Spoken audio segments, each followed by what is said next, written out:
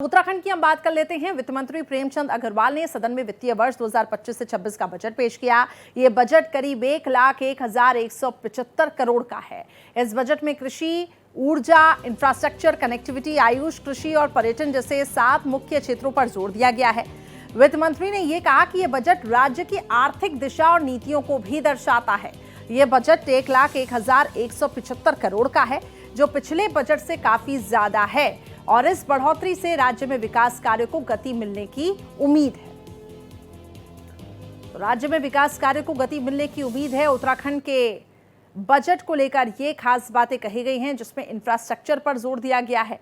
Infrastructure निर्माण की बात करें, पूंजीगत परिव्यय की बात करें तो 14,763 करोड़ रुपए है। इसके अलावा आपको बता दें कि कई ऐसे स्टार्टअप्स हैं जिन पे यहाँ पे इन्वेस्ट किया गया है। प्रवासी उत्तराखंड परिषद 1 करोड़, रिवर फ्रंट डेवलपमेंट की बात करें तो यहां पर भी 10 करोड़ रुपए लगाए जाएंगे। स्मार्ट सिटी के अंतर्गत इलेक्ट्रिक बसों के संचालन के लिए भी कई करोड़ रुपए को लगाया जा रहा है। करीब 1,01,175 करोड़ का ये बजट, जिसमें पूरा फोकस युवाओं पर भी किया गया है। तो रोजगार कैसे बढ़े, इस पर भी सरकार का पूरा फोकस है।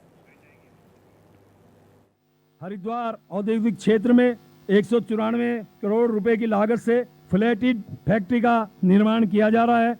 इससे छोटे उद्यमी मशीनरी लगाकर उत्पादन शुरू कर सकेंगे। फ्लैटिड फैक्ट्री सेलाकुई एवं पंतनगर की भी स्वीकृति प्रदान कर दी गई है। पंतनगर औद्योगिक क्षेत्र में 6.38 एकड़ भूमि पर वेयर हाउस का निर्माण किया जा रहा है। यह परियोजना उद्योगों द्वारा वेयर हाउस की बढ़ती हुई मांग को पूरा करने के दृष्टिगत महत्वपूर्ण मानी जा रही है। तो उत्तराखंड के बजट की अब आपको हम खास बातें बता देते हैं कि आखिर किस तरीके से बजट को डिवाइड किया गया है। इंफ्रास्ट्रक्चर, कनेक्टिविटी पर पूरा फोकस है।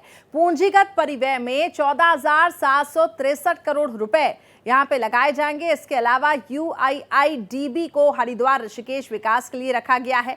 168.33 करोड़ रुपए स्टार्टअप वेंचर फंड 20 करोड़ रुपए, प्रवासी उत्तराखंड परिषद 1 करोड़ रुपए और इलेक्ट्रिक बसों के संचालन के लिए 6.5 करोड़ रुपए लगाए जाएंगे। इसके अलावा भी भारतीय न्याय संहिता के लिए 20 करोड़ रुपए लगाए जाएंगे। तो ऐसे कई विकास के कार्य हैं जिस पर सरकार फिलहाल काम कर रही है।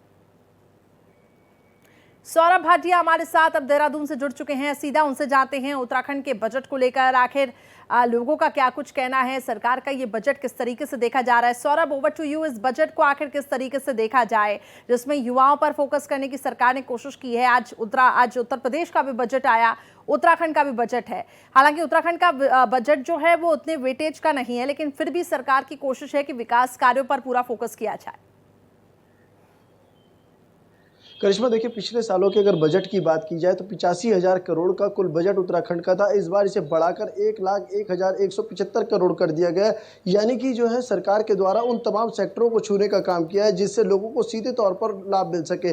सरकार के द्वारा सबसे पहले स्वरोजगार की तरफ ध्यान दिया गया, जिसमें करोड़ों रुपए का बजट जो है सरकार के द्वारा निर्धारित किया गया है। इसके अलावा जबरानी मान, सौंग मान में भी 700 करोड़ रुपए का बजट निर्धारित किया गया है। लगातार सरकार इस बात को कह रही थी कि ये बजट लोगों के लिए कल्याणकारी साबित होगा, लिहाजा अब इस बजट को पूरा पढ़ना बाकी है। तमाम लोगों की अलग अलग राय इसमें देखने को मिल रही है। सरकार अगर इसमें रोजगार के भी संसाधन जुटाती तो जायज़ सी बात है कि इसका और भी बेहतर लाभ लोगों को मिल पाता।